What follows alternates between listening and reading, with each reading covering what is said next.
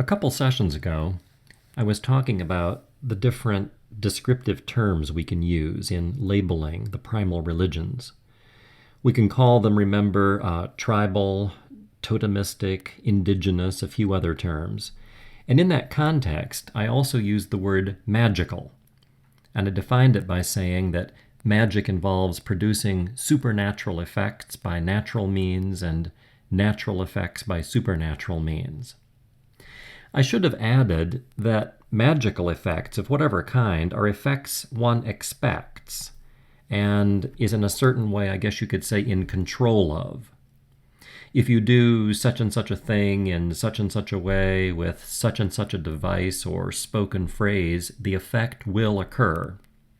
If you have a magic wand and you know how to use it and what words to say, like Harry Potter, you too can work magic. The magician, we could say, the person who uses the magic, knows the outcome in advance and is in some way personally responsible for the outcome. He or she made it happen. A miracle, at least as I understand the word, is different. It's like magic in that it results in things happening which go contrary to the normal course of the world. Stuff happens that you can't explain scientifically. But a human being in that case is not in control and is not responsible for effecting the miracle. Miracles are caused solely by God. I mean, yeah, sure, Moses may raise his staff as he stands on the edge of the Red Sea, but the staff isn't a wand, and Moses doesn't need to know some secret spell. It's the Lord, right? The Jew would say, the Christian would say, it's the Lord, it's God who does the work, who actually parts the sea. Or take the biblical story, which the icon on the right-hand side here is meant to help us visualize, when Jesus miraculously walked on the water. When his disciple Peter began sinking, as we see here, it wasn't because Peter's magic had failed, or because he didn't have the right spell to utter. It was because Peter had lost faith in God's power, in Christ's power, to keep him on the surface of the water. Well, having made that distinction, I'm thinking I need to go back actually and revise what I said. At least in the case of a shaman like Thomas Yellowtail, it's probably more accurate to say that what we've got is a combination of magic and miracle.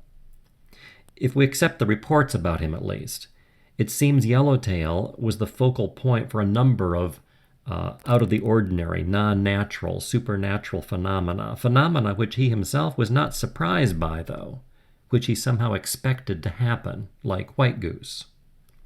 At the same time, though, I come away from his words in a Book of Saints with the feeling that if you'd asked him, he would say these phenomena were completely, totally dependent on Akbadidia, on the power of God, whom he was constantly praying to, and in whom Yellowtail, certainly had a very profound faith. You can see something of the same combination I'm talking about in this story from 1998, so it's a little bit dated now, but a newspaper article. Shamans have, and I take it the writer is punning here, the right stuff. Well, that could be R-I-G-H-T, but it's been spelled here as like a spiritual right. So let's just look at this. Look what I've underlined here. Apparently, two illiterate Kayapo medicine men from the Amazon rainforest, heroes of the Brazilian rainforest, they're called. And the two were Kukrit and Matia. Took them a half hour of ritual, it says, to break a 5-month drought in the northern Amazon. What was rapidly turning into one of the world's largest ecological disasters was seemingly ended by the Kayopa rite. Within hours, torrential tropical downpours had put out the fire. Coming across the next column, hundreds of firefighters were engaged in a hopeless battle against advancing flames. Well, these two medicine men show up. They went out to the banks of the nearby Curapura River, carrying kipo leaves and takuara branches from their homeland. They were worried, they say, that their tribal brothers of the local Yanomami nation would be eaten by the flames. We will make water fall, they promised. And then, less than 2 hours later, the first reports of rain came through on the radio from the jungle town. Boa Vista was hit by one of the heaviest downpours in living memory. Airport closed down, etc. And then at the end, Kukrit and Matai, the two medicine men, explained that they had talked to Beko Roroti, a famous ancestor gifted with divine power, who, I guess on their behalf, went to heaven when he died and turned into rain. So as I say, here also in this primal tradition of South America, we've got this same sort of miracle magic combination. Magic in the sense that these guys knew that they could do it. They seemed to have no hesitation that this rite would actually make it rain, but it involved, performing the rite also involved talking to this ancestor, a kind of prayer also offered up. And then apparently it was Beko Roroti who actually caused the rain to fall. I think, again, Yellowtail would say it's Akbadadia who's doing these things. Just before I go on, it might be interesting for Christians in my audience, just for the sake of comparison, to think about the range of ways in which Jesus is said to have produced, we'll call them paranormal effects, that you read about in the Gospels. Sometimes Jesus will just say to somebody who's been healed, your faith has made you well. You know, kind of like Jesus is just sort of there as the bystander. It's the faith that has caused the cure. Sometimes, though, he will pray to the Father and then his prayer is answered. Sometimes Jesus will make use of a natural substance, as, you know, when he transforms water into wine at the wedding feast in Cana. He didn't just make wine appear out of nothing. He took the water and then made the wine. And then again, sometimes Christ engages, well, in what looks like a more magical rite or a magical process, as when he heals the man born blind. And he heals him by rubbing his eyes with a muddy mixture of clay and spittle, according to John. Look at John chapter 9, verse 6 sometime. Well, anyway, it's just interesting to think about how these supernatural effects come about in different traditions. And I wanted to clarify, when I simply said magical and left it at that for the primal traditions, I might be a little bit misleading with that, and I wanted to make sure I corrected that. All right. We've talked, as you know, about the vision quest, and I wanted in this talk to, as usual, review, clarify, amplify, elaborate on, tell a couple of stories about what you've already read in Paths of Return, about the sweat bath, praying with the pipe, and the Sundance. So first, the sweat bath. The Lakota call it Ini Kagapi, and Ini Kagapi is actually a reference to the lodge, that little enclosure that one fashions. I kind of described the fashioning, I think, in what you've read. And the Ini Kagapi is the sweat lodge. It's also called a purification lodge. And on the left, you can see how the structure, the framework is formed. And then on the right, a skin of an animal is placed over the top of the structure. I said you could compare going into a sweat bath, taking a sweat bath in the Native American tradition with Christian baptism. Baptism is also a rite in, obviously, Christianity, and there are a number of interesting parallels. I talked about how it is that in both cases there's attention to the symbolism, the spiritual significance of light and darkness and the directions of east and west. Also, the symbolism of nudity, being naked, stripped of your clothes, reduces you, as it were, to your infancy, to a time of innocence. It sort of symbolizes purity, I suppose you could say, too.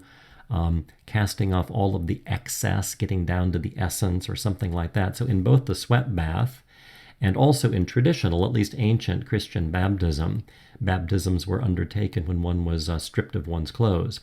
In both cases, too, I talked about the symbolism has to do with, on the one hand, cleansing, so purifying, purging the body, but then by implication also the soul and the spirit on the inside. And then in both cases, you have the symbolism of death and rebirth. So notice my asterisk and come down to the blue box at the bottom. A couple of quotations. First from a Christian source, obviously, Paul, letter to the Romans. He says, "Do you not know that all of us who have been baptized in Christ Jesus were baptized into his death? We were buried with him by baptism into death, So, as I mentioned in Paths of Return, going down into the water, being submerged in the water, is rather like, symbolically speaking, going into a grave or a tomb. So we were buried with him in the water by baptism, as it were, into his death, so that, just as Christ was raised from the dead by the glory of the Father, we too might walk in newness of life. And then, a quotation, secondly, from a Native American source. This is another elder, like Thomas Yellowtail, a spiritual authority for his people, a Lakota elder, a Sioux elder, Arvel Looking Horse. I love that name. We'll hear more about Arvel here in a few minutes. But what he says here, the sweat lodge is very sacred. It is the mother's womb. They, the Plains Indians, always say when they come out of the lodge, it's like being born again, or coming out of the mother's womb. So again, I hope you can see the parallelism here.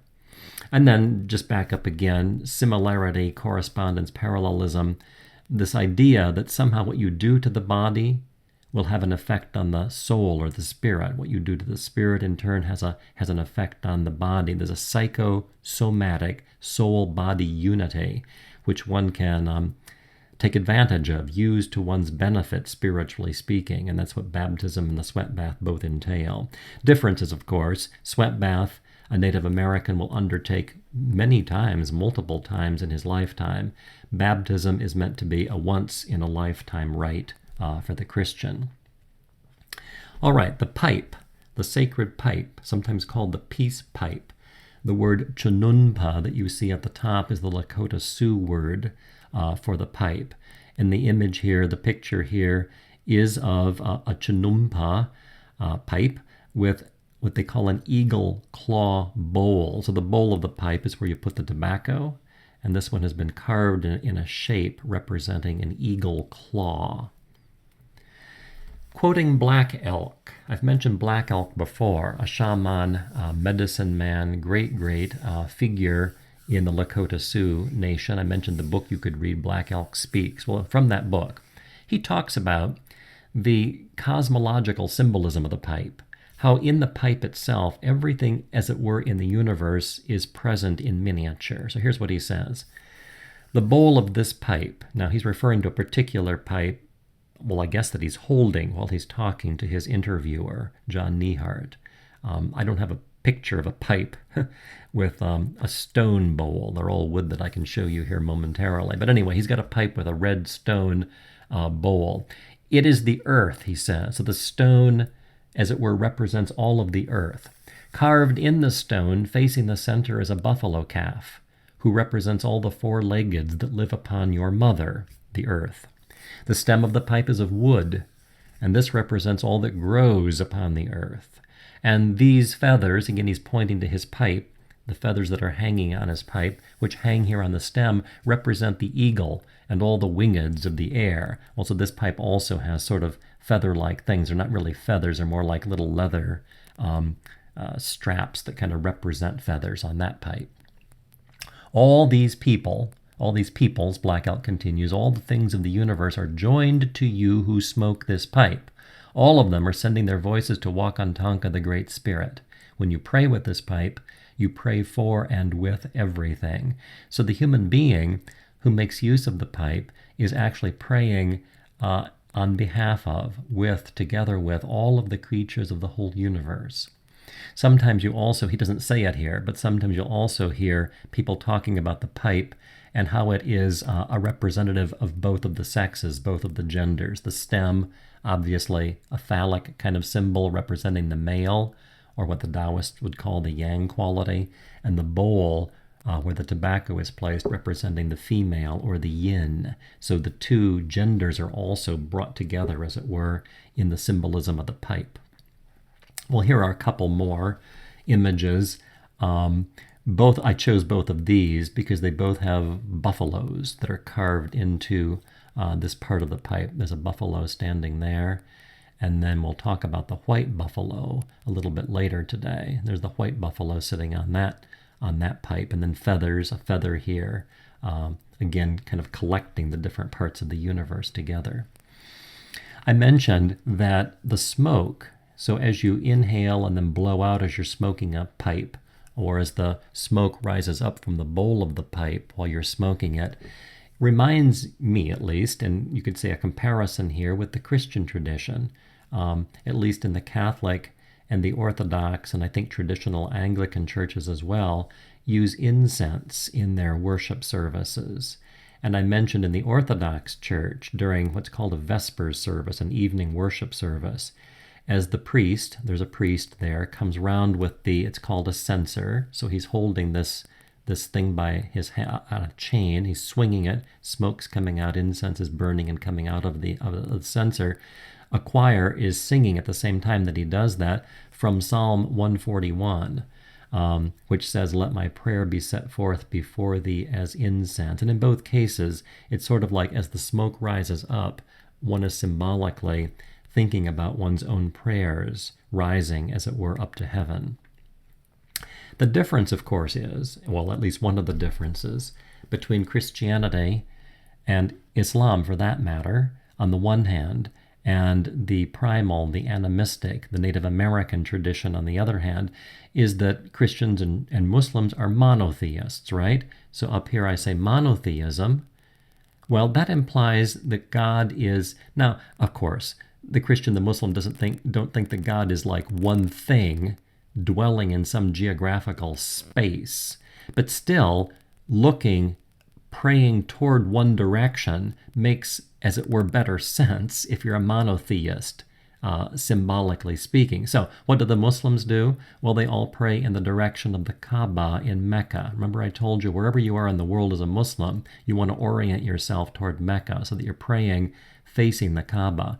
In Christianity, Christians traditionally always face the east when they pray. And when they're in a church, they face toward the altar, which is traditionally at the eastern end of a church. So you're facing in one direction as you pray in Christianity and Islam, whereas in an animist tradition, like the Native American tradition, well, an animist believes, right, that God is the ensoulment of all things. God is present within everything. So what do? You pray in every direction. Rather like Thomas Yellowtail, when he was saying that grace before the meal that I mentioned, has to talk to all the little critters and thank them individually. So what you've got, because of this animistic understanding of the presence of God all around, is a pipe ceremony.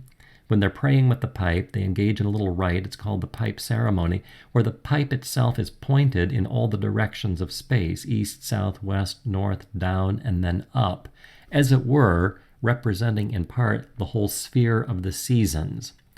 So let me quote again from, this comes again from Black Elk, and he's talking about how you pray with the pipe and all the symbolism, the cosmological symbolism. The pipe holder stands holding the bowl of the pipe in his left hand, the stem in his right, pointing the stem to the east. That's how you begin. And he talks about putting the tobacco in and so forth.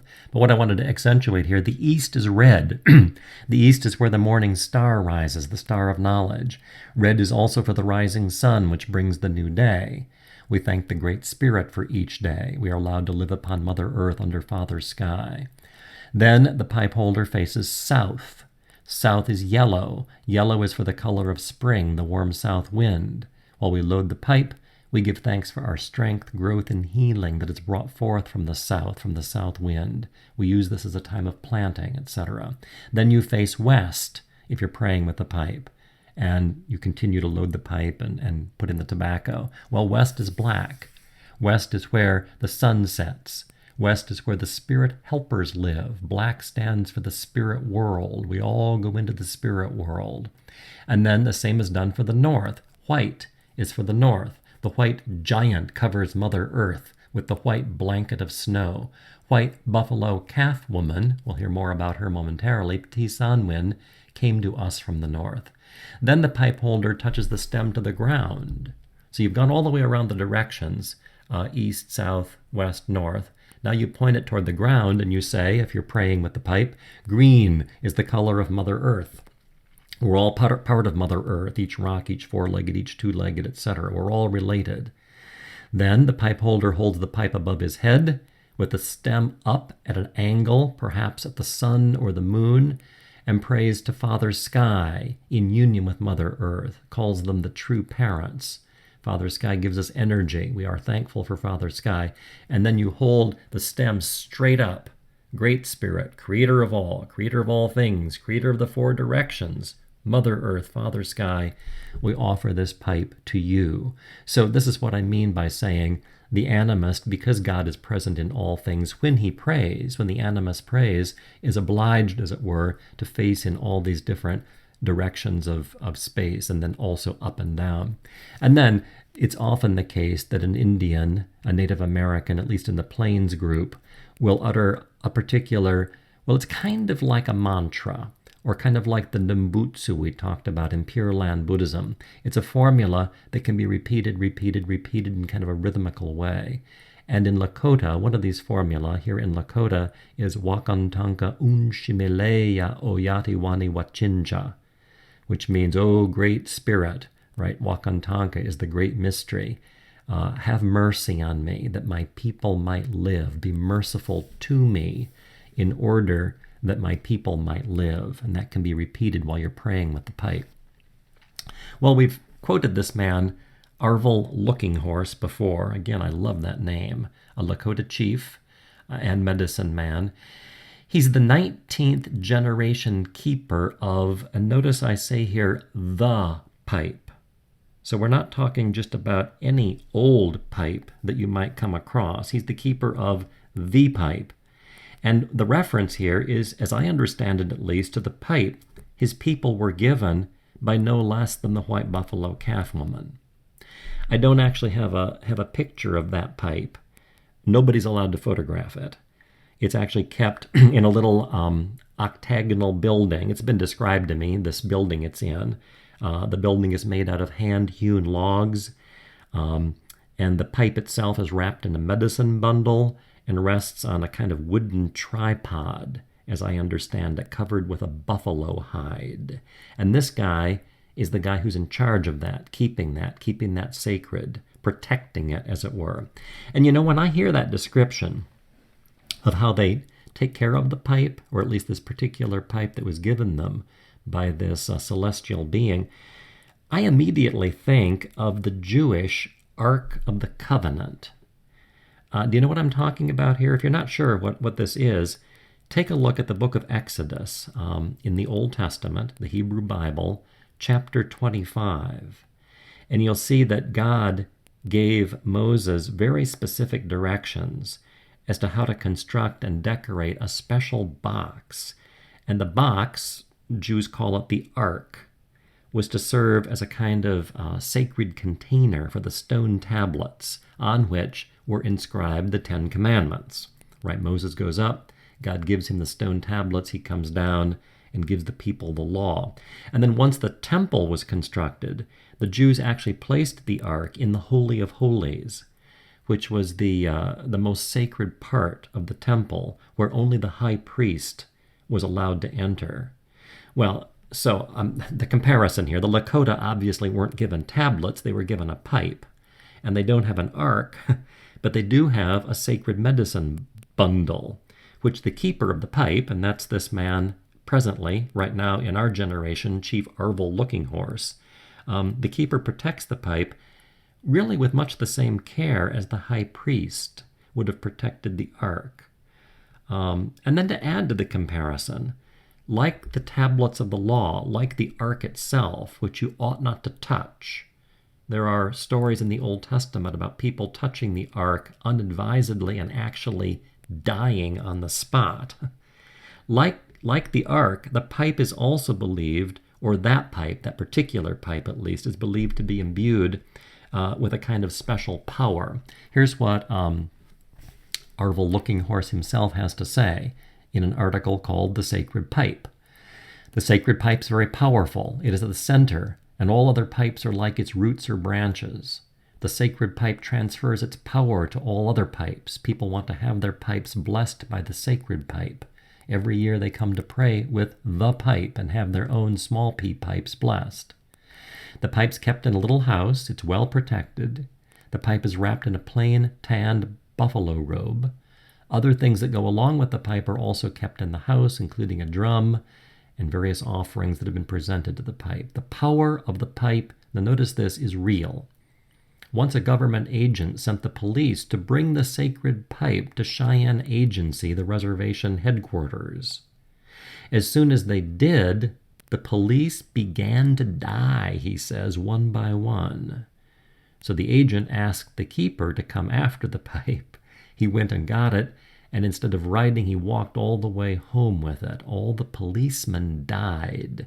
Now, I've got no other source to corroborate this, and that's not really necessary, but I'm just trying to show you that the Indian people, the Sioux, have an extraordinary faith in the power of this particular object.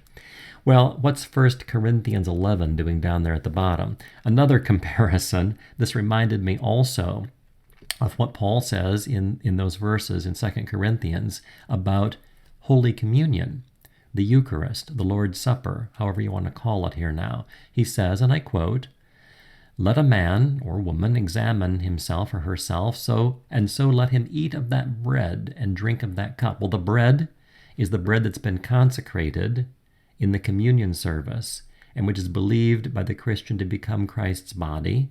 The cup is the cup of wine that's been blessed, consecrated. It's been transformed into Christ's very blood, or at least that's the traditional ancient understanding of communion.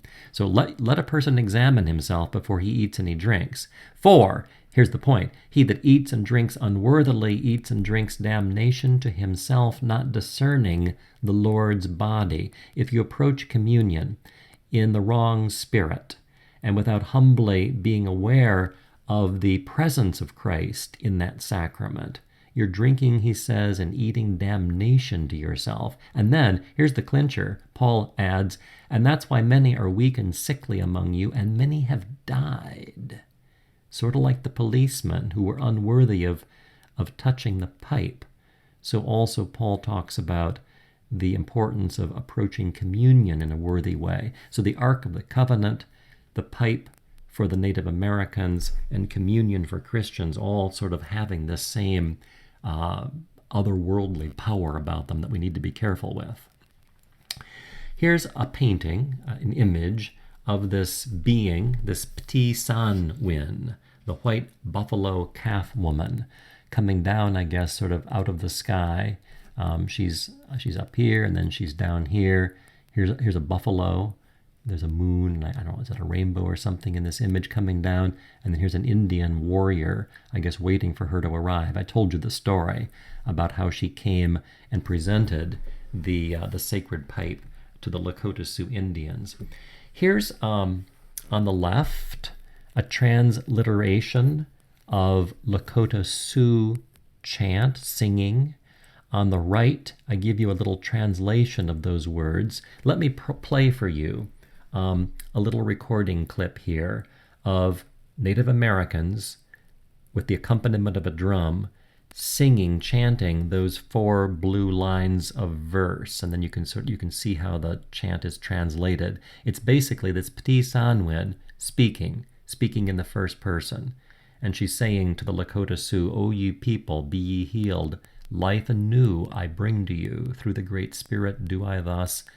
Life anew I bring to you." And the life is embodied, as it were, or expressed in the pipe, which she transmits to the people. All right, let me play this recording. Now, what you're going to hear first are just, well, I don't want to call them nonsense syllables. You're going to hear hey-ya, hey-ya, hey-ya, like that for a little while before we actually click into this Oyati Wada Washto Cha, the first line in that chant on the left.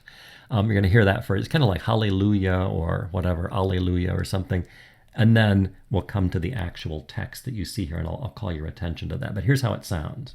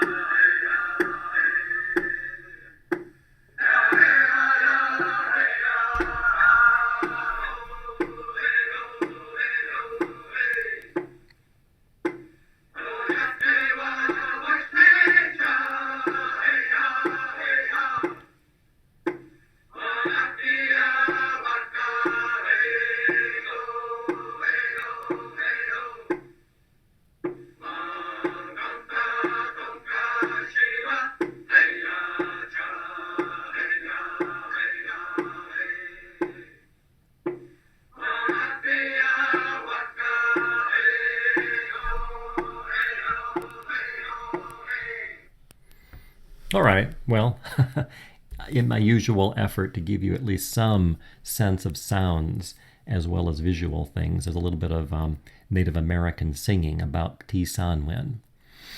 All right, and then lastly, this fourth, the third today, the fourth of these sacred rites, the Sundance. I talked about that at some length in Paths of Return. You've also seen, I hope by now, Yellowtail's description of the construction of the Sundance Lodge in A Book of Saints.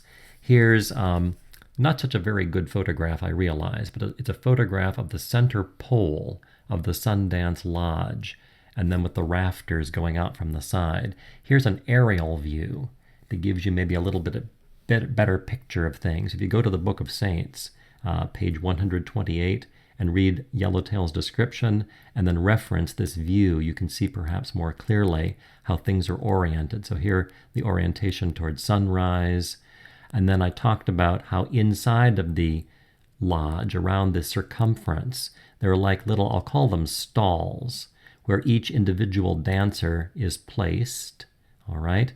And then I talked about the different forms of motion in the Sioux dance and the Crow dance, how those are different. Here's the center pole. This is the axis, right, where everything is sort of focused. The energy, as it were, of the Great Spirit is coming down from the sky and coming down that axis, and then, as it were, radiating out along toward the sides, toward the circumference of the circle of the Sundance Lodge. Well, again, I talked about two different forms. Dance, remember, here also, as with the Sufi Hudra, and then also, in a sense, Tai Chi as well, back with Taoism and Zen Buddhism and East Asia. Dance is not just whatever, wiggling around to a rhythm of some music you like. It's a very stylized, very carefully orchestrated, I call it rhythmic physical movement, that's specifically intended, as with the Sufi Hudra and with Tai Chi, to open the dancer's spirit, open the dancer's mind to some kind of spiritual insight. The Sioux simply move around a circle.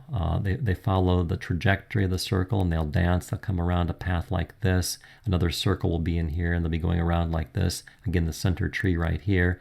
In the case of the Crow, they begin where they stand with these little stalls on the edge, and then they'll dance up to the tree and then back, and then up to the tree and then back. And each dancer sort of has his own radius. One's here and one's here, and they go back and forth like that. I'm giving you, in this module, a little video clip that'll give you some glimpses of different parts of the Crow Sundance rite. It's actually the trailer for a full-length documentary video called The Sundance Way, and you could order that, I suppose, if you'd like to. And you'll see in that clip the lodge on both the inside and outside. You'll see some of the actual dancing. You'll see some photos of Yellowtail.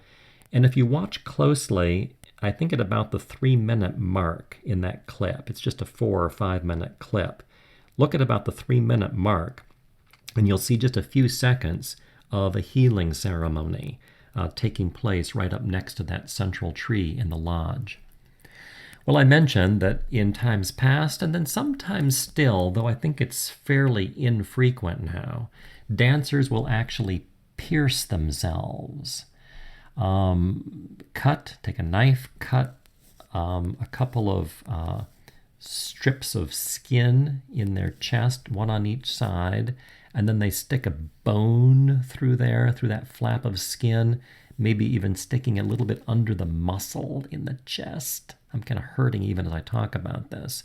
And then they attach leather straps or a rope to that bone and then connect it up to the center tree. So as they move round or as they go back and forth toward the tree, stress is being placed on that, and then it will finally break open, no doubt painfully. And that's part of the sacrifice that they engage in as they seek to be closer and closer, more devoted, more in tune with, Akbadadiya for the Crow or Wakantanka for the Sioux.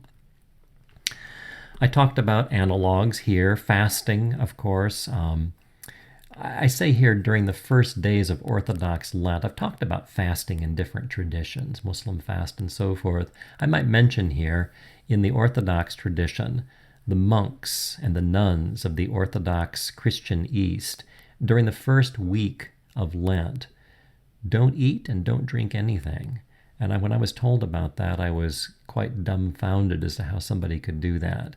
The monk who told me that said, yeah, we sort of watch each other during those days. And as the days pass, our faces just sort of shrivel up from dehydration. And he seemed to be pretty indifferent to that and stronger than I for sure.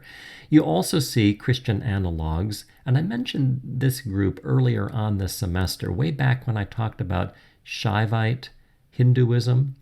And we talked about those sadhus that actually dwell in cremation grounds, and they do all these really strange things and mortify themselves through severities of various kinds.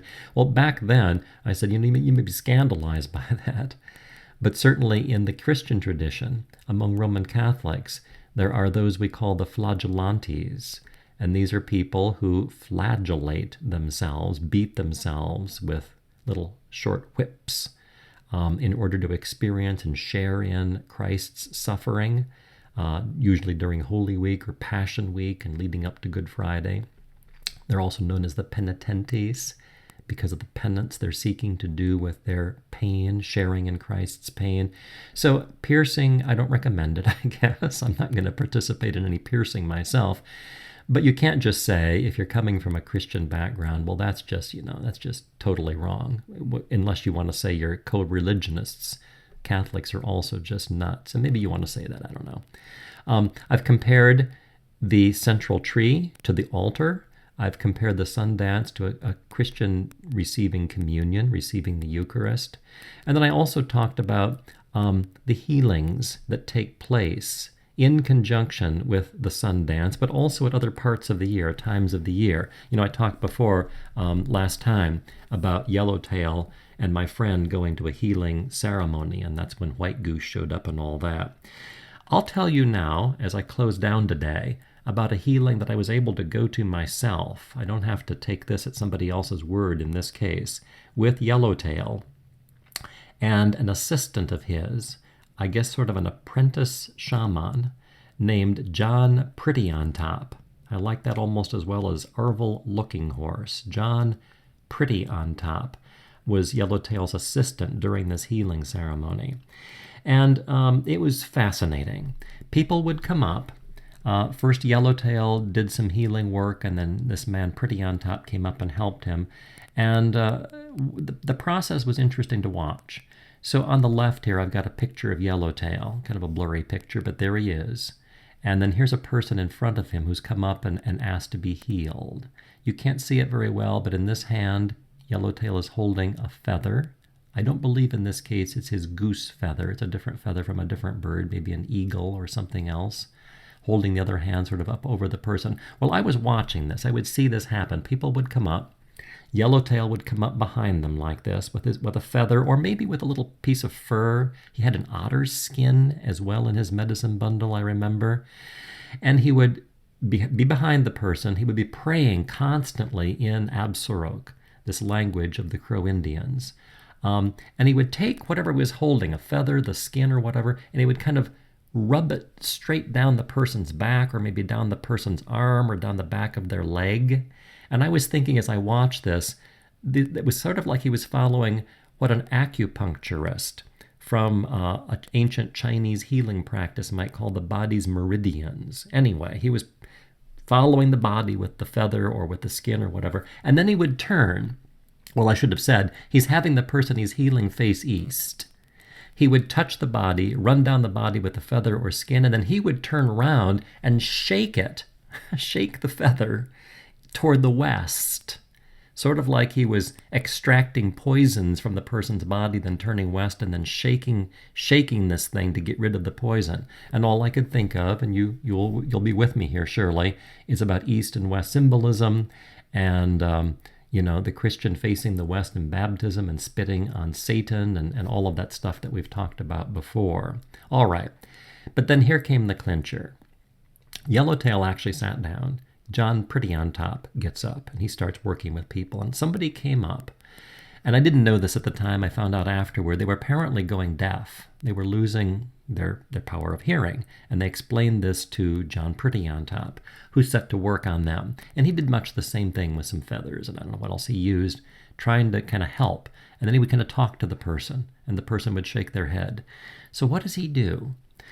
Nearby where this is going on, just a few feet away, and just I don't know, 8 or 10 feet from where I'm sitting and watching all this, there was a bed of hot coals.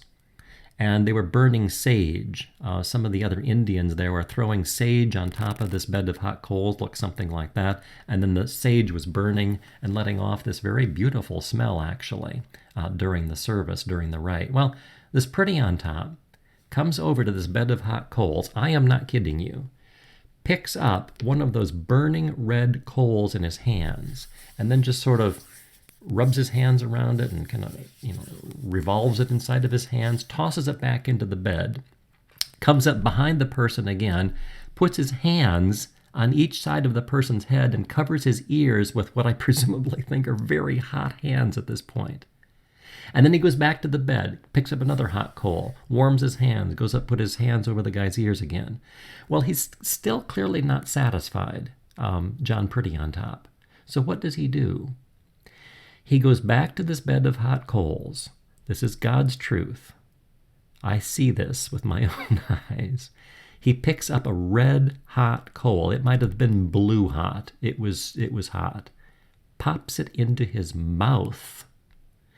Goes over to one side of the guy, I'm watching this, and blows smoke out of his mouth into the guy's right ear. Walks around back of the guy, blows more smoke out of his mouth into the guy's left ear. Comes back over practically to where I'm sitting, pops this coal out of his mouth. It's still red hot.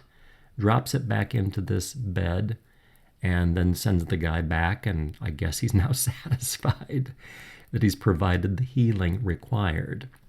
Unfortunately, I was never able to follow up on this to find out whether this Indian was in fact, his hearing was restored or not. All I can talk about, all I know is what I saw. And I've got, ladies and gentlemen, no special interpretation of this, certainly nothing authoritative. All I can say, and I said this last time, is that, this is one of the most inexplicable things, the most mysterious things, I guess I could say the most walk-on things I've ever had the privilege to witness. And all I can do is say that, Shakespeare is right. This is from Hamlet.